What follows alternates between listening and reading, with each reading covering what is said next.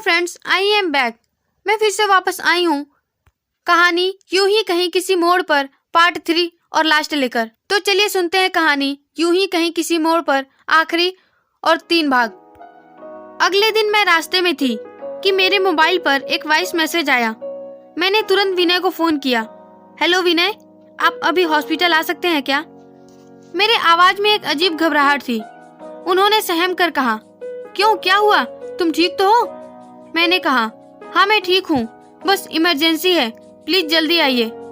मैं सीढ़ियों पर बैठी थी उनके इंतजार में घबराहट के साथ। उस दौरान मैं ये भी भूल गई कि मेरी साड़ी में मिट्टी लग रही है। आधे घंटे बाद विनय आए। मैं बैठी ही रही और रोने लगी। विनय भागते हुए मेरे पास आए और बोले, तुम यहाँ क्यों बैठी हो? मेरा आंसू पोंछकर उन्होंने फिर कहा, तुम रो क्यों रही हो पायल? इस पर मैंने कुछ नहीं कहा, बस मैंने वो वॉइस मैसेज ऑन करके मोबाइल विनय को थमा दिया। उस वॉइस मैसेज का एक एक शब्द मुझे तीर की भांति चुभ रहा था। उसमें स्वाति की आवाज थी, हेलो पायल, आप दोनों का 2 दिन ले लिया, माफी चाहती हूँ, मुझे एक और दिन चाहिए। मेरी इस दुनिया में कोई दोस्त भी नहीं सिवाय आपके। मुझे मेरी मौत ने पहले ही आगाज कर दिया था। क्या आप मेरे मृत शरीर को मुखाग्नि देने आएंगी? उसके बाद एक आदमी की आवाज थी, आज रात 3 बजे मैडम स्वाति की मौत हो गई, प्लीज आप जरूर आइए, ये उनकी अंतिम इच्छा है। विनय की आंखें नम हो गईं। उन्होंने अपनी आंसू छुपाते हुए कहा, अब क्या करें? मैंने मायूस होकर कहा, चलते हैं, ये उसकी आखिरी इच्छा थी। उन्होंने कहा, ठीक है। हम कार से दोपहर में पहुंचे। मैंने उसका मृत शरीर देखा। चेहरे पर एक मुस्कान थी। ऐसा लग रहा था मानो अभी उठकर कहेगी, हेलो डॉक्टर, तो इस बार ट्रेन की जगह कार से आई हैं? मैं रो रही थी। मैंने स्वाति के मृत शरीर को मुखाग्नि दी और विनय से लिपटकर रोने लगी। मैं वहाँ रुकना नहीं चाहती थी क्योंकि वहाँ स्वाति की यादें थीं और वो 2 दिन जो मेरी जिंदगी के सबसे हसीन पलों में शामिल थे। उन 2 दिनों का एहसास इतना ज्यादा था मानो मैं स्वाति को बचपन से जानती हूँ और वो मेरी जान है। मैं स्वाति के घर आकर उसके मैनेजर से विदा लेने गई तो उसने एक बड़ा सा पैक बॉक्स थमा दिया। मैंने रूधे गले से पूछा, ये क्या है? मैनेजर ने कहा, मैम, ये स्वाति मैडम का ऑर्डर था कि मैं ये आपको दे दूं। मैंने कहा, ओके, अब हम जाना चाहते हैं। मैनेजर ने कहा, अभी? मैंने कहा, हाँ, मुझ में यहाँ और रुकने की हिम्मत नहीं। मैनेजर ने कहा, ओके, सी यू मैम। हम दोनों घर आए। मैंने बॉक्स टेबल पर रखा और सोफे पर बैठकर रोने लगी। विनय ने पानी दिया तो मैं पीकर फिर रोने लगी। उन्होंने मुझे शांत कराते हुए कहा, शांत हो जाओ, सब कुछ ठीक हो जाएगा। तुम अपने आप को अपने पेशेंट में बिजी रखो, तुम्हारे लिए यही बेहतर होगा। मैंने आंसू पोंछकर कहा, मैंने नहीं सोचा था कि मेरे जीवन में एक ऐसी लड़की आएगी जो मुझे जिंदगी के मायने सिखा जाएगी। जब मैंने उसे हॉस्पिटल से डिस्चार्ज किया था तब मुझे पता ही नहीं था कि मैं एक दिन उसके इतना करीब चली जाऊंगी। 4 दिन बाद जब सब कुछ सामान्य होने लगा तो मैंने वो बॉक्स खोलना चाहा। उस दिन संडे था तो हम दोनों घर पर ही थे। मैंने बॉक्स खोला। उसमें बहुत से बॉक्स थे, छोटे, बड़े, मोटे, पतले। मैंने एक बॉक्स उठा लिया। खोलकर देखा तो मेरा दिया हुआ वही गिफ्ट था, उसके साथ एक पत्र। तभी विनय आकर बैठे। ये सब देखकर उन्होंने पूछा, ये क्या है? मैंने दिखाते हुए कहा, ये सब स्वाति ने रखा था मेरे लिए। जब हम वहाँ गए थे तो उसके मैनेजर ने मुझे दिया था। विनय ने फिर पूछा, लेकिन उसने तुम्हारा दिया हुआ गिफ्ट वापस क्यों कर दिया? मैंने कहा, पता नहीं, उसके साथ ये लेटर है, शायद इसमें कुछ पता चले।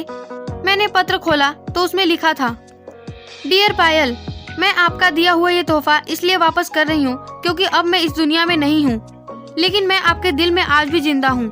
जब आप इस ब्रेसलेट को पहनेंगी तो मुझे लगेगा कि मैं पहन रही हूँ। मैंने उसे पहनने में कोई देरी नहीं की और पहनकर उसके दिल वाले पार्ट को किस किया। मैंने दूसरा बॉक्स खोला। उसमें वो सब तस्वीरें थी जो हमने घूमने के दौरान खींची थी और फिर से एक पत्र था। विनय तस्वीरें उठाकर देखने लगे और पुरानी यादों में गुम हो गए। मैं पत्र पढ़ने लगी। पत्र में लिखा था, मुझे पता है आप मुझे भूल नहीं पाएंगी, इसलिए आपके करीब रहने का एहसास। उस पत्र में सिर्फ इतना ही लिखा था। मैंने तीसरा बॉक्स खोला। ये बड़ा था, इसमें कोई पत्र नहीं था, लेकिन इस तोहफे ने मुझे मुस्कुराने के लिए मजबूर कर दिया और रोने के लिए भी। विनय ने पूछा, क्यों रो रही हो पायल? मैंने मुस्कुराते हुए कहा, ये तो खुशी के आंसू हैं। मैंने पहले कभी नहीं सोचा कि कोई अनजान लड़की भी मुझे इतना प्यार कर सकती है। और मुझे इतना प्यारा तोहफा दे सकती है। इस बॉक्स में मेरे उस पुराने हॉस्पिटल का मॉडल था, बिल्कुल वही, सेम टू सेम। लगा किसी ने सचमुच उसे खड़ा कर दिया हो। उस पर बोर्ड लगा था और छोटे छोटे अक्षरों में लिखा था, डॉक्टर पायल मल्होत्रा। मैंने विनय को दिखाया, उनके चेहरे पर भी खुशी की एक झलक आई। मैंने चौथा बॉक्स खोला। ये बॉक्स पतला था, उसमें एक डायरी थी जिसके ऊपर लिखा था स्वाति। उसे खोलकर मैंने पढ़ना शुरू किया।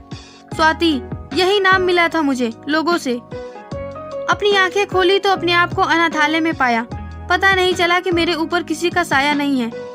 बचपन में ही मान लिया कि दुनिया में गरीबी सबसे खराब चीज है और पढ़ाई करके नौकरी करने लगी। मैंने खुद को काम में इतना बिजी कर लिया कि जान ही नहीं पाई कि तन्हाई क्या है, खुशी क्या है, सुकून क्या है और प्यार क्या है। अपने काम को करते हुए मैंने काफी तरक्की की। शायद मेरे ईश्वर इस बारे में मेरे साथ थे। खुद की कंपनी खड़ी की, बंगला लिया, सारी सुख सुविधाएं रही, लेकिन कभी खुश नहीं हुई। मुझे एहसास होने लगा कि मेरी जिंदगी में किसी चीज की तो कमी है, पर समझ नहीं पाए कि किस चीज की। बाद में पता चला कि मुझे ब्लड कैंसर है। डॉक्टर ने कहा कि मैंने खुद के स्वास्थ्य पर ध्यान नहीं दिया और इलाज के लिए आपका नाम बताया। मैं अपना सारा काम मैनेजर को सौंपकर आपके हॉस्पिटल में आई और जब आपसे बात किया तो अजीब सा सुकून मिला। आपके हॉस्पिटल में साल भर कैसे बीत गए पता ही नहीं चला। जब भी आप मेरे पास मेरी हाल खबर लेने आती तो लगता था कि मेरा भी इस दुनिया में कोई अपना है। सच कहूँ तो वो हॉस्पिटल मेरे लिए जेल नहीं, जन्नत से कम नहीं थी। पर पराए घर मेहमान का बसेरा कितने दिन तक हो सकता था। उन 3 महीनों में मैंने आपसे मिलने की बहुत कोशिश की, मगर आप बहुत बिजी थी और उसके बाद आप वहाँ फिर नहीं आई। मैंने आपको बहुत ढूंढा, मगर कहीं पता ही नहीं चला। इन सब के बीच में एक बार फिर मेरे ब्लड कैंसर ने मुझे घेर लिया और चेकअप के बाद मुझे डॉक्टर ने बताया कि इस बार मेरा बचना लगभग नामुमकिन है। मुझे इस बात की कोई परवाह नहीं थी कि मेरी मौत मेरे करीब है, मगर एक बार कुछ वक्त आपके साथ बिताना चाहती थी, सुकून से। एक दिन मेरे मैनेजर ने मुझे इलाज के लिए एक अच्छे हॉस्पिटल का नाम बताया। मैं नाम सुनकर हैरान थी, पायल मल्होत्रा हॉस्पिटल। मैंने पता किया तो वो आपका हॉस्पिटल निकला, लेकिन मैं आपसे उसी कॉफी शॉप में मिलना चाहती थी, इसलिए आपको पत्र लिखा। मुझे मेरी जिंदगी से ना कोई शिकवा है, ना कोई गिला। मैं उस भगवान से ज्यादा आपकी शुक्रगुजार हूँ उन 2 दिनों के लिए। उन 2 दिनों में मैंने अपनी पूरी जिंदगी जी ली। मुझे खुशी है कि मुझे आखिरी वक्त में ही सही एक अपना मिला, बहुत प्यार करने वाला। आज मैं खुशी से मर रही हूँ। मैंने डायरी बंद कर दी और सोचने लगी। विनय ने सब चीजों को व्यवस्थित किया। ब्रेसलेट अभी भी मेरे हाथ में ही था। वहीं पे सोचते सोचते मुझे नींद आ गई और मैं सोफे पर ही सो गई। इस बात को बीते 1 महीने हो गए और एक दिन मैं किचन में नाश्ता तैयार कर रही थी कि तभी डोरबेल बजी। विनय बाहर गए हुए थे तो मैं ही हाथ धोकर आई और दरवाजा खोला। पोस्टमैन हाथ में लेटर और गुलदस्ता लिए खड़ा था। मैंने लेटर और गुलदस्ता ले लिया और साइन कर दिया तो वो चला गया। मैं दरवाजा बंद करके अंदर आई। फिर मैंने उस गुलदस्ते को उलट पुलट कर देखा तो मैं हैरान रह गई, क्योंकि ये तो सेम उसी की तरह था जब स्वाति ने हमें कॉफी शॉप में मिलने के लिए बुलाया था। मैंने एक नजर अपने हाथ में पहने हुए ब्रेसलेट पर डाली। फिर मन में ख्याल आया कि सेम उसी की तरह गुलदस्ता कौन भेज सकता है।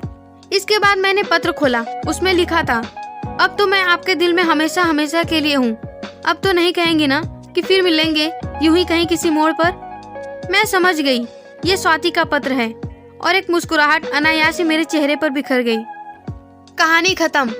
वेल, आपको हमारी कहानी कैसी लगी? अगर आपको हमारी कहानी पसंद आई तो इसे लाइक, शेयर और कमेंट जरूर कीजिए। हमारे चैनल को सब्सक्राइब करके घंटी का बटन प्रेस कीजिए ताकि आने वाली ऐसी ही नई कहानियाँ आप तक पहुँच सके।